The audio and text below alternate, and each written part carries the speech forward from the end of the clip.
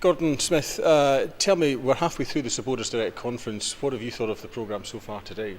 I think it's been excellent actually, because I do feel, and the reason I came along here today, I was obviously playing the football match early this morning, but I could easily have gone away, but I felt it would be important to be here at it, because I do have an opinion that the fans should have more input in the game and should be allowed to give their opinions more. And it was interesting to see some of the discussions that we've had already, some of the questions, but also the Swansea City initiative was very interesting, very exciting, and that could be copied a lot throughout the game. Obviously it's changed a bit because they've got a lot of money now. They're a Premiership club, are doing very well, but I thought it was a good presentation, so I've enjoyed it so far.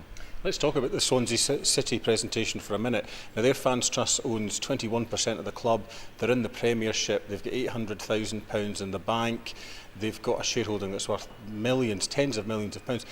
They are, in effect, what every supporters club can aspire to do eventually, hopefully, and with a fair wind. Yes, a lot more. Absolutely. One of the things he did say, though, he made the point of saying that things could get bad if the club went back to the position they've been in, because football does go in cycles. And he did say the club had been at a lower level and it was worth nothing because it was bought for £1 on 2 occasions, and yet now he's even saying that their 21% value is about 150 million of the value of their shareholding. Now you look at that and you think, well, they could sell their shares and put a lot of money in the bank, because they said they do have about 800,000 in their bank account. They don't really know what to do with it, so they're in a very, very strong position, and it might be worth their while selling some of the shares just now, cashing in on it in order to put money aside within the trust in order to have funds at some time in the future should the club go through this cycle process and not have the money that they have now. But in England things are quite different, because there's an awful lot of cash available for football clubs in England, and it's only going to get bigger in seasons to come.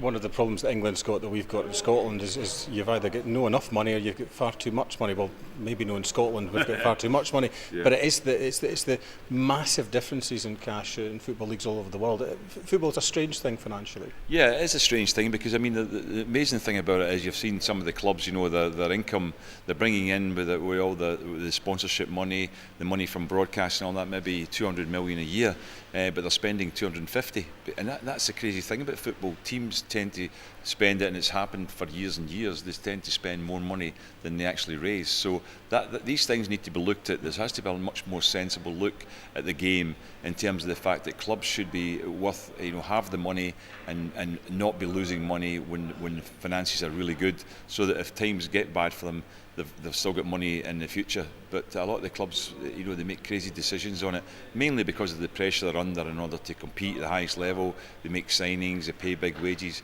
but they have to run everything in a totally sensible financial manner. You've been involved in pretty much every aspect of football, governance, management, everything. How has the concept of fans' ownership and fans' involvement evolved since you got involved in this game?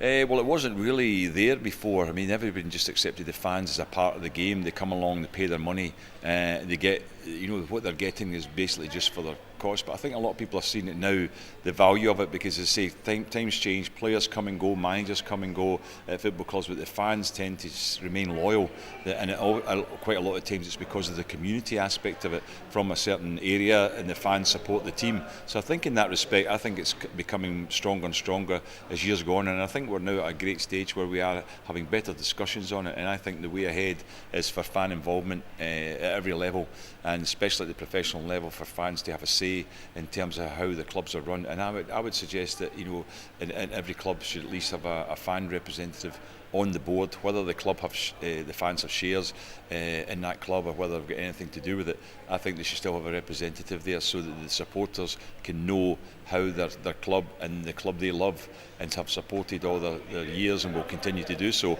They want to know how it's being run. Do you think we're starting to see some sort of sense of clarity starting slowly to emerge? We went from no fans representation to a very creative phase with lots of ideas, lots of different ownership models. Do you think we're starting to see some sense of where we could get to emerging out of all that creativity? I think there is more of that coming. I think, as I say, if the fans have a representative on the board, and the fans, somebody who's actually giving information back to the fans, from what's happening at the club, I think that's a right way forward, because I think the supporters at times are left in the lurch. They don't really know.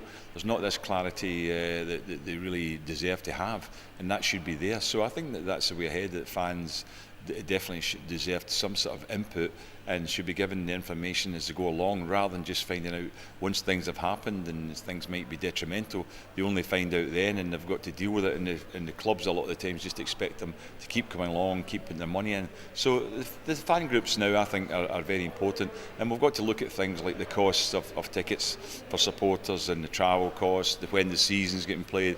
All these things are important for fans, and I think the fans deserve a say. Now, before I let you go, I've got to ask you about the Supporters Direct Cup this morning. You were involved in the team against the Scottish Parliament, and you lost 2-1. What happened? I can't believe we lost 2-1. We dominated the game. No, but we missed a penalty late on. I won't embarrass Frank McGarvey by saying who missed the penalty, so I'll keep that quiet. But we really should have won the game. But it was very disappointing. I haven't played football for a long time, and maybe it'll be a long time before I play again. Thank you very much. Pleasure. Thanks, Chris.